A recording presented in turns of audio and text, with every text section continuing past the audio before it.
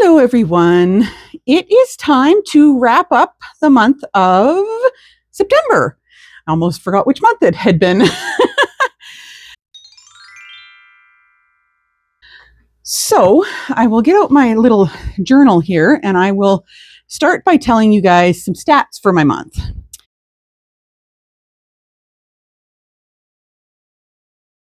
September ended up being an excellent reading month for me.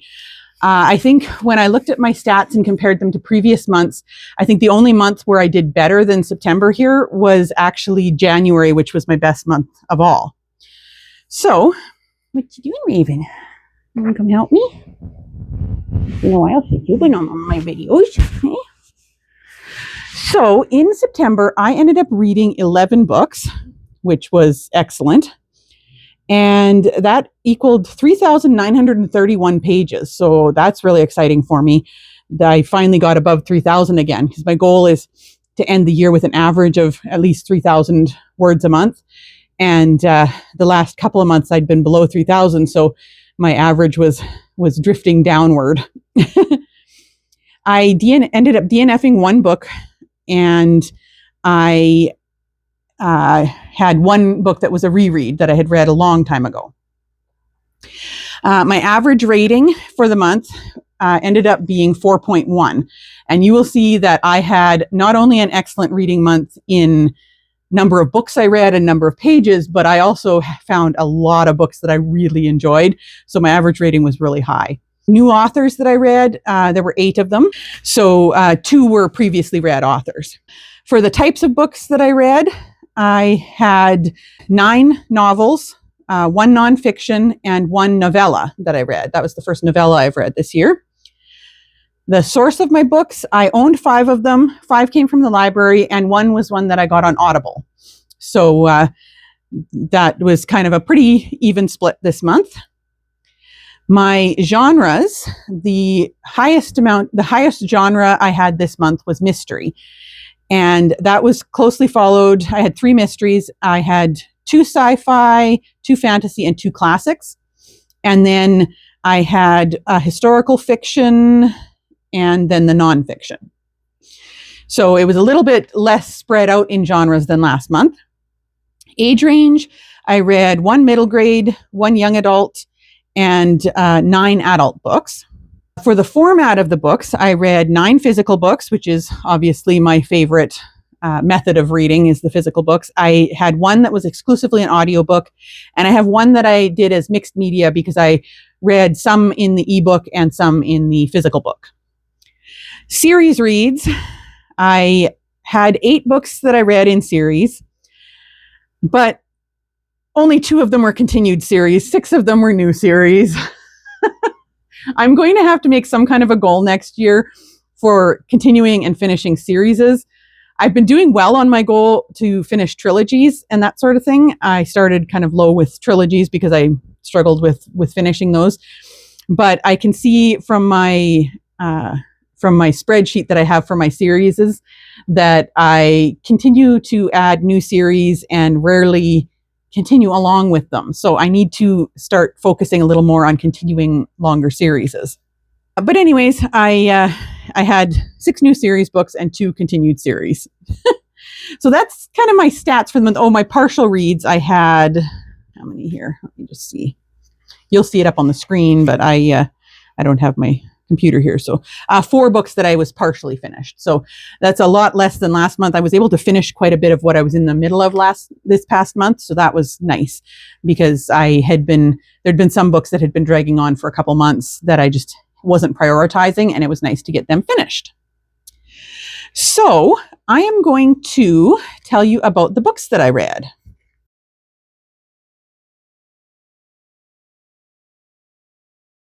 And I started something new where I'm writing down more of my thoughts during the month as I'm actually reading instead of trying to remember everything at the end. So, all right. So I'm just going to tell you them in the order that I have them written in my book, which is not necessarily the order I finished them in because I messed up I skipped a page in one spot and had to go back and fill in other stuff. So it's not in any particular order. This is just the order that I have them written in my book is what we're going to do this month. So the first one I finished was A Drop of Corruption by Robert Jackson Bennett. This is a fantasy, it's a mystery set in a fantasy setting. It is the second book in the Anna and Din series that he's written. And the first one was The Tainted Cup. I absolutely loved The Tainted Cup, gave it 5 stars. I absolutely loved A Drop of Corruption and gave it 5 stars. It is one of those books where you're just continuing on with these characters that you just love. I absolutely adore Din's character, and Anna is so interesting. It was great to learn more of her backstory because she was quite a mystery in the first book, and in the second book you're starting to learn more of her backstory, and it gets really interesting. The mystery itself was great. There was lots to keep you guessing. I was on the edge of my seat for a good portion of it, and I did not see the twists coming. Just the biggest thing with this series is I really love these characters. They are so much fun, and they also have layers and depth that make them not just fun, but they're also, you care about them. In particular, I really care about Din. I love his character so much. So that was the first one I'm going to tell you about. The next one that I'm going to tell you about, well, I'm going to tell you about the next two kind of together because they go together in the vlog that I did. I read The Adventures of Huckleberry Finn by Mark Twain, which I have right here. I read The Adventures of Huckleberry Finn by Mark Twain, and I read James by Percival Everett. That one has gone back to the library. I'll put it up on the screen here.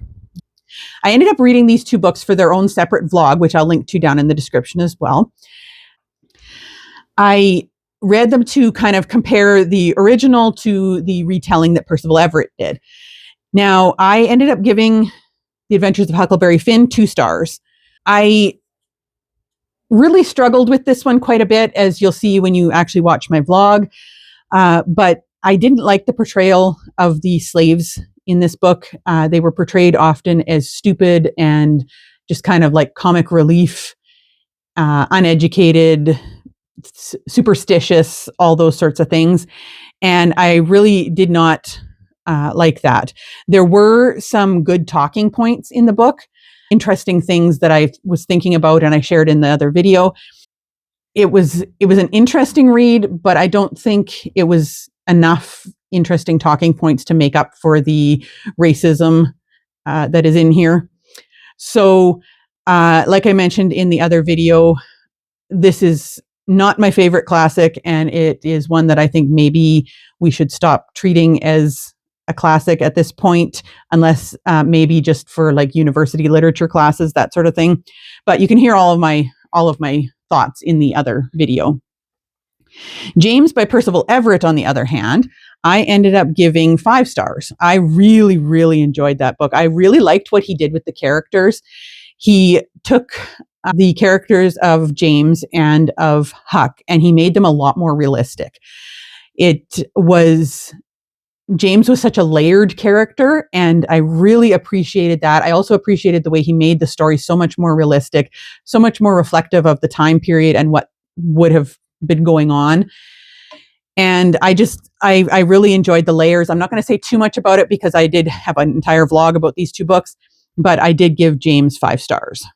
I read The Hound of the Baskervilles by Sir Arthur Conan Doyle. That one I read for a vlog where I was doing, trying to do the 24 in 48 challenge, and I'll link to that down below. I ended up giving The Hound of the Baskervilles 4 stars.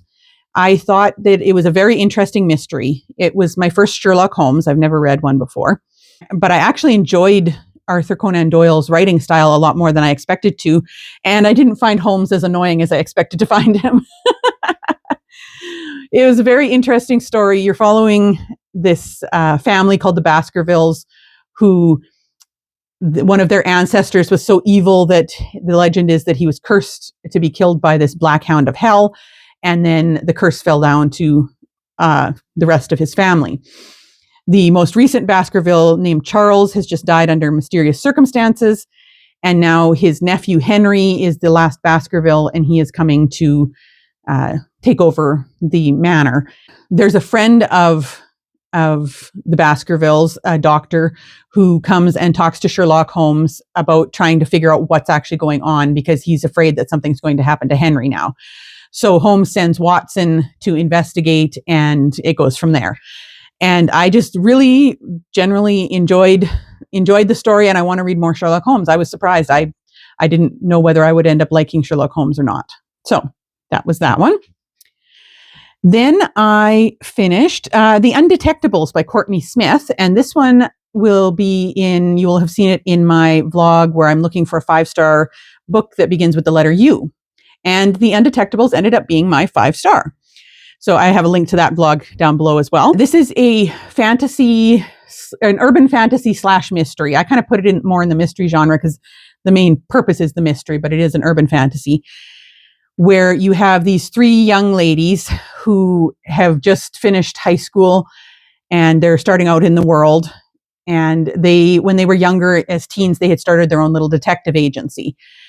They end up getting drawn into a situation where the 3 of them are witches, and they also have a ghost who helps them out and is a friend of theirs.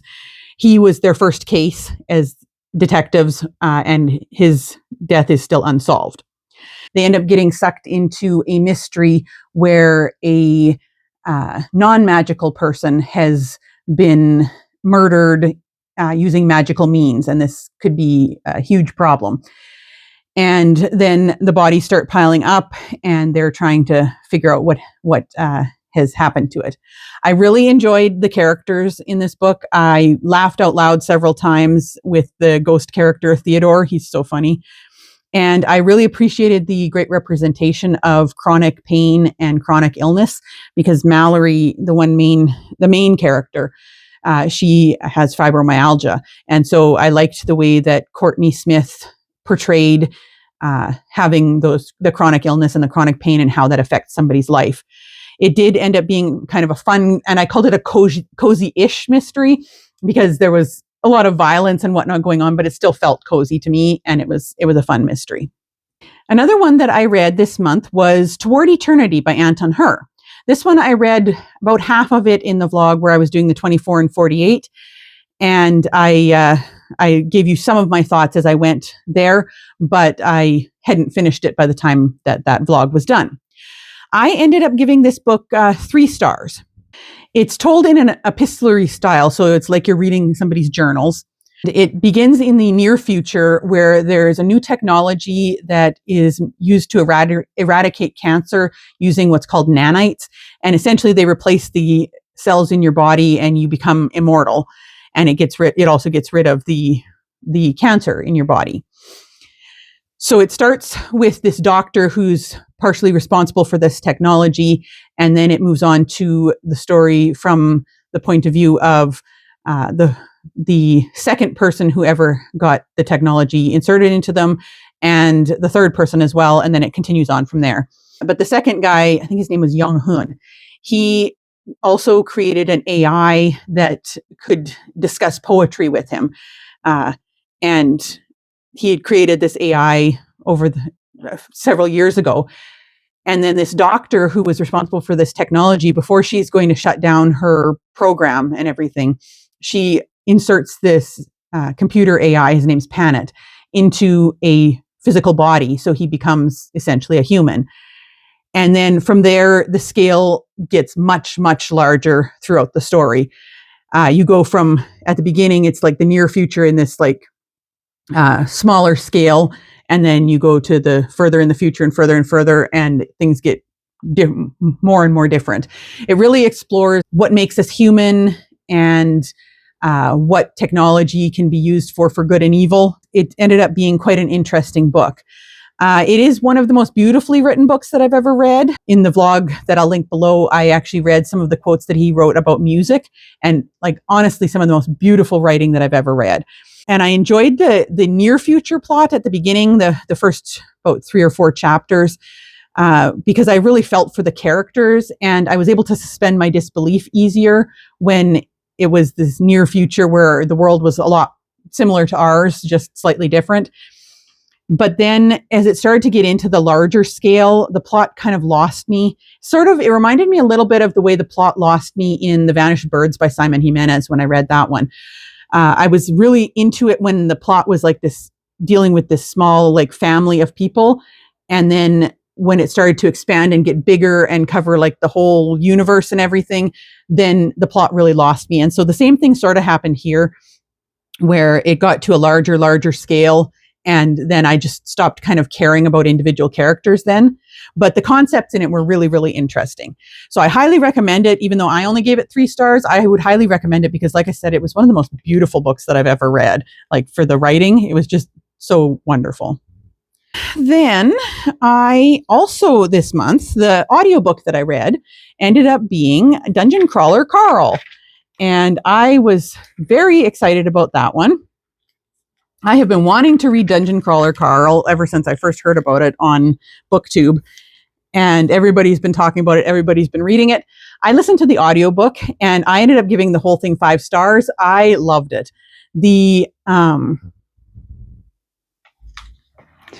Stupid fly. Did I get it? I don't know if I got it. Sorry, buddy. I was just trying to kill a fly. So in this one, you're following Carl, who is he's a guy who lives in Seattle. And at the beginning, he is looking after his ex-girlfriend's prize cat named Princess Donut. And she jumps out the window in the middle of winter. And so he goes running outside to try and find her and to try and get her to come back. And so he's outside trying to coax her into his arms and everything. And all of a sudden, the building and everything around him just collapses. And everybody who was inside is dead. And then he hears this voice and telling everybody who's remaining that they have a certain amount of time to find the door to this underground dungeon. He and Donut, the cat, end up going to this dungeon, and they end up as part of a group of millions of people who have survived, who are in this dungeon, now competing in an intergalactic game show. And this is lit RPG, so there's a lot of elements of video game type stuff in it, which is very entertaining. I really, really enjoyed Donut's character. It's no secret that she ends up gaining sapience and able to speak, and she becomes a character in the game. And she is just great. I loved the interactions between Carl and Donut. They were so funny, and their banter was just great. The video game aspects and the little bits of intrigue about the universe outside were really, really interesting. I was really enjoying those. And I was surprised that there was a lot of deeper topics hidden in it that I wasn't really expecting, because I had heard so many people talking about how funny it is, that I just wasn't really expecting there to be so many deeper topics. There were some parts that to me were really actually quite heart-wrenching. When you're learning about what's happening to humanity and what's happening to all these different people. And there's some characters that it's just quite heart-wrenching. But I definitely want to keep reading it. It was probably one of the most fun books that I've read this year. And the audiobook was excellent. It was so well done. I really enjoyed the audiobook. So I'm going to continue, hopefully, reading that series here over the next little while. Next up, I finished Book to Die by John Dunning. So this was one that I had started about a month or so ago for one of the buzzword prompts. It was for the 2 in the title. This is an older book. It was written in 1994, I believe. And you're following a homicide detective named Cliff Janeway. He is a bit of a hard-ass cop, but he also is really, really into collecting rare books. So he ends up on the case when a book scout, which is a guy who goes around looking for rare books cheap that he can then sell to these booksellers for profit.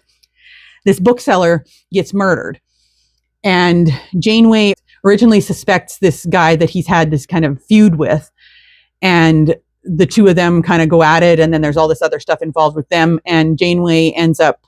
It says it on the back, so it's not a spoiler, but he ends up losing his badge. So then he decides that he is going to start his own bookstore and start becoming a collector and seller of rare books.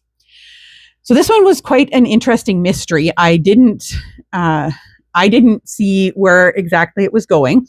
It definitely is of its time in that the stuff that's described in here would not happen nowadays, because there's been so much of a change with technology and the internet and everything into how rare books are bought and sold and all of that, and how book dealing is done.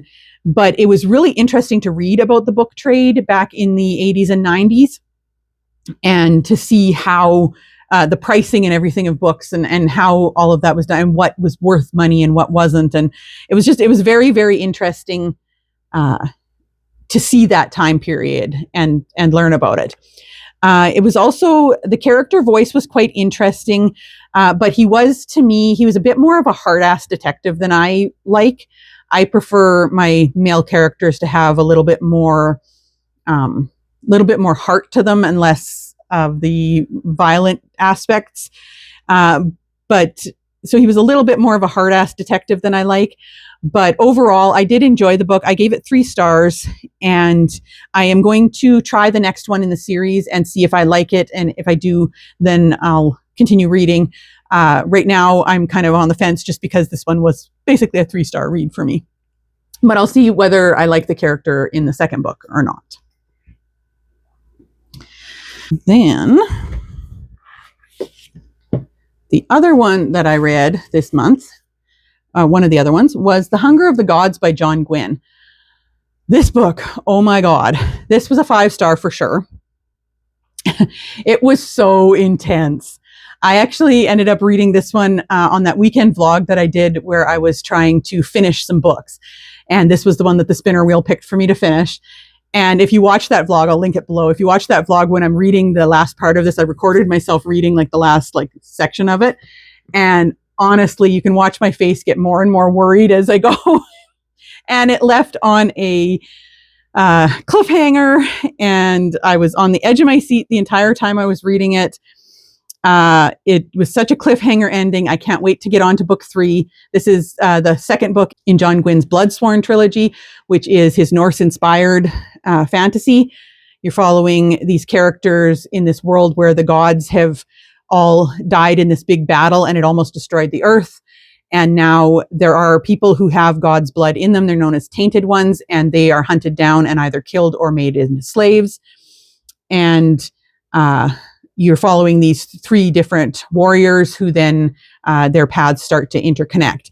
And the second book, everything went to hell to prepare for the third book.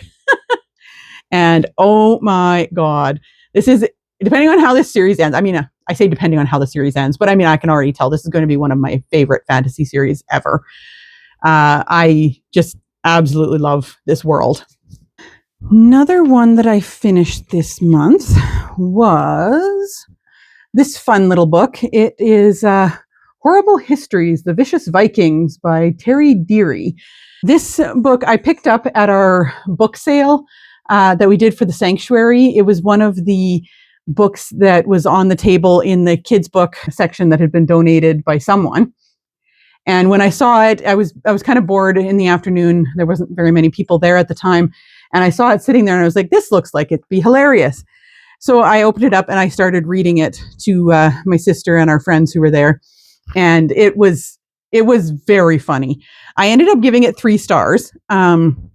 It's pretty much a middle grade. It was a hilarious, fun read. Like, I genuinely laughed out loud while I was reading it.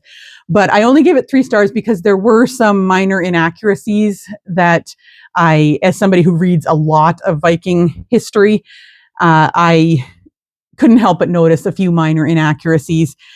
And he also included quite a lot about the Saxons, not just the Vikings in there. Like, there was this whole middle section that covered the Saxons, like King Alfred and all of that from this period when the Vikings did try and take over England.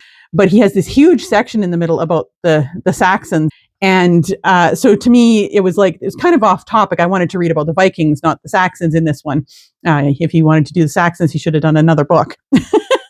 This is in a series of books. There's, I think, like 27 of them in the Horrible Histories series. And I am going to keep my eye out in used bookstores. And if I happen to come across them, I'm going to grab them because this was so much fun to read, in spite of the fact that, like I say, I gave it 3 stars because of a few little minor things. But it was just a hilarious read. So I am going to keep my eye out for more of those when I'm in used bookstores. And then actually the final book that I finished this month, I actually just finished it last night. And that was, I finished Vera Wong's Unsolicited Advice for Murderers by Jessie Q. Sutanto. This book is one that I've been wanting to read for a long time. And the second one in the series just came out this year, so I'm going to be picking that one up. Our main character is Vera Wong, who's a little old lady who runs a tea shop in Chinatown in San Francisco, I believe. She has her life kind of planned out. She does her things in her order. The tea shop is kind of run down. There's not very many customers anymore. But she comes down the one morning and she finds a dead body in the tea shop. She's convinced that it is a murder, and she's convinced that the murderer is going to return to the scene of the crime. So she decides that she's going to help the police investigate. And it goes from there. She is such a fun character. I absolutely love Vera's character. I liked all the characters in here. They were really well done, very layered and enjoyable. I really had fun with the characters, but Vera especially was just so much fun. Each of the point of view characters had a distinct enough voice. You got chapters that were from Vera's point of view, and then there was 4 other people who were main points of view that you kind of got chapters from. And each of them had a distinct enough voice that I never had any trouble remembering who was talking. It's one of those cases where if you have a lot of different narrators doing their own chapters, sometimes it can be a little bit difficult to remember who's talking when. But in this one, I had no trouble whatsoever. Their voices were quite distinct. It was just such a wonderful book, very heartwarming ending. I laughed and I cried, and I just had such a fun time reading it. So I did give this one 5 stars as well. And I'm really looking forward to reading the second one in the series sometime in the future when I can pick it up. So that was all the books that I read in the month of September. That was 11 books, and it was quite a good month that way. I am going to tell you guys about the book that I DNF'd in when you see my next Battle of the Book Jar. So I'm not going to tell you about it now. And yeah, that was my month. It was such a good month. Let me know down in the comments if you've read any of these books, what you thought of them, and what your best book of the month was. And give me a like and a subscribe if you haven't already. It helps my channel. And I will see you guys soon on the next video. Bye.